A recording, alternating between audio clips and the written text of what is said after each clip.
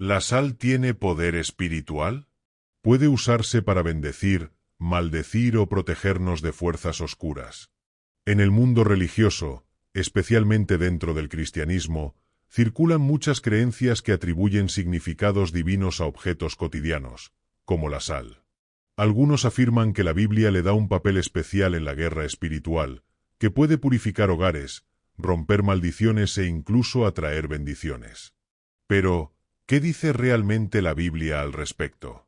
¿Es la sal un elemento con poderes sobrenaturales, o estamos frente a una interpretación fuera de contexto que ha llevado a prácticas supersticiosas? En este vídeo, vamos a desmontar uno de los mitos más extendidos en el ámbito religioso, la idea de que la sal tiene un poder espiritual intrínseco. Analizaremos los pasajes bíblicos que se usan para respaldar estas creencias, explicaremos su contexto histórico y cultural, y revelaremos por qué muchas de estas interpretaciones carecen de fundamento bíblico sólido. ¿Estamos usando la sal como un amuleto mágico sin darnos cuenta? ¿Podría esta creencia estar desviando nuestra atención de lo que realmente importa en la fe cristiana? Si alguna vez te has preguntado si la sal realmente tiene un significado divino o si estas prácticas son más superstición que espiritualidad, este vídeo es para ti. No te lo pierdas, porque lo que descubrirás podría cambiar por completo tu perspectiva. La sal en la Biblia, un símbolo cultural, no un elemento mágico. En la Biblia, la sal se menciona en varios pasajes, pero su uso y significado están ligados al contexto cultural y simbólico de la época, no a un poder sobrenatural inherente. Por ejemplo, en Mateo 5 y 13, Jesús dice, «Ustedes son la sal de la tierra».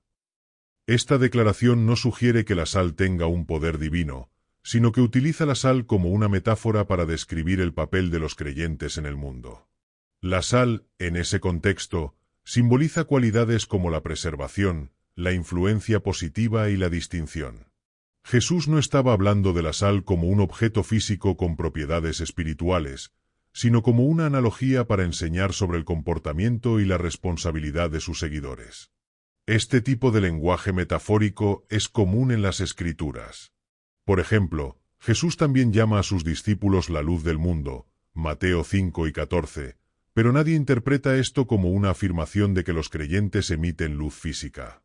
Del mismo modo, la sal no debe entenderse literalmente como un elemento con poderes espirituales, sino como un símbolo de las cualidades que los creyentes deben reflejar en su vida diaria. El uso de la sal en rituales y ofrendas, un enfoque simbólico. En el Antiguo Testamento, la sal se usaba en rituales y ofrendas, como se menciona en Levítico 2 y 13, sazonarás con sal toda ofrenda que presentes. Este mandamiento no implica que la sal tuviera un poder divino, sino que formaba parte de las prácticas culturales y religiosas de la época.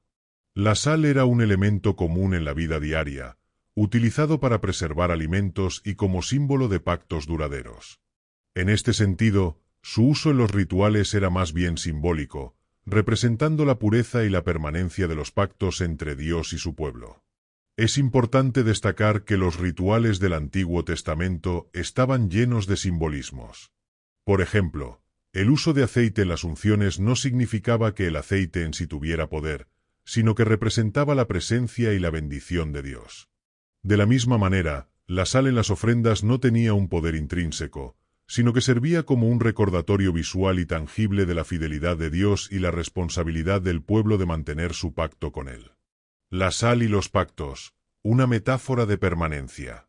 Algunos argumentan que la sal tiene un significado espiritual porque se menciona en relación con los pactos, como en Números 6 y 19, donde se habla de un pacto de sal.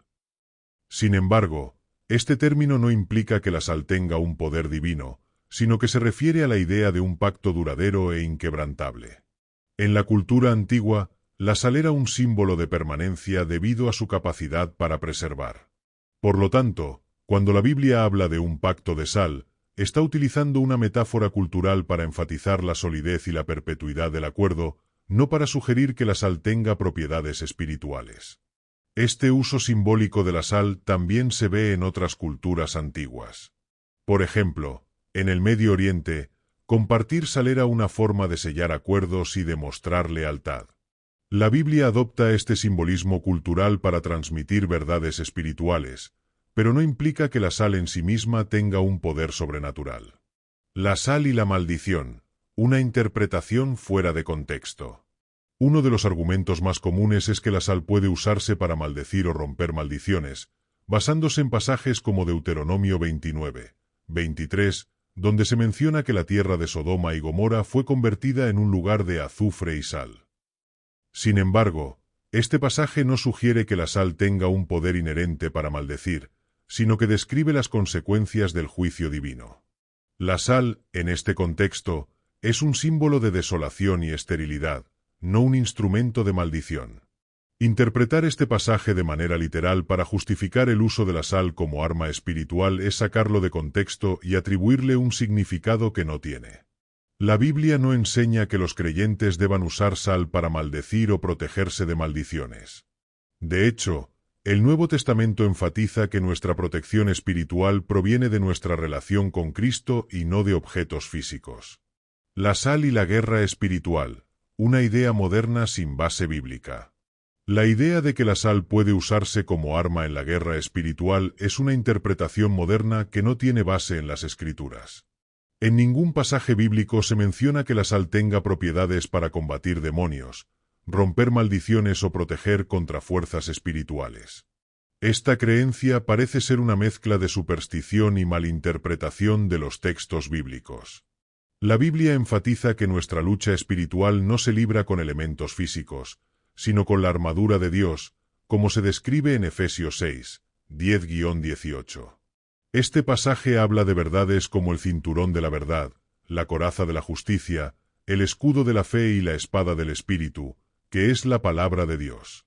No se menciona la sal ni ningún otro objeto físico como herramienta para la guerra espiritual. La idea de que la sal puede usarse en este contexto carece de fundamento bíblico y puede llevar a prácticas supersticiosas. El peligro de la superstición y la idolatría. Atribuir poderes espirituales a objetos físicos, como la sal, puede llevar a prácticas supersticiosas que distraen de la verdadera fe. La Biblia advierte contra la idolatría y la dependencia de objetos o rituales para obtener bendiciones o protección. En Colosenses 2, 8, se nos advierte: cuídense de que nadie los engañe por medio de filosofías y huecas sutilezas, según las tradiciones de los hombres, conforme a los rudimentos del mundo, y no según Cristo. Creer que la sal tiene un poder divino o espiritual es caer en una forma de superstición que desvía la atención de la obra de Cristo y la fe en Él. La salvación, la protección y las bendiciones no se obtienen a través de objetos o rituales, sino a través de la gracia de Dios y la fe en Jesucristo. En resumen, la sal en la Biblia tiene un significado simbólico y cultural, no un poder divino o espiritual. Su uso en los textos bíblicos está relacionado con su función práctica, como conservante, y su simbolismo, como representación de pactos duraderos y pureza. Atribuirle propiedades espirituales o usarla como herramienta en la guerra espiritual es una interpretación errónea y fuera de contexto. Como creyentes, debemos evitar caer en prácticas supersticiosas y enfocarnos en la verdadera fuente de poder espiritual, nuestra relación con Dios a través de Jesucristo. La sal puede ser un recordatorio útil de nuestras responsabilidades como sal de la tierra, pero no es un objeto mágico ni una herramienta para manipular lo espiritual.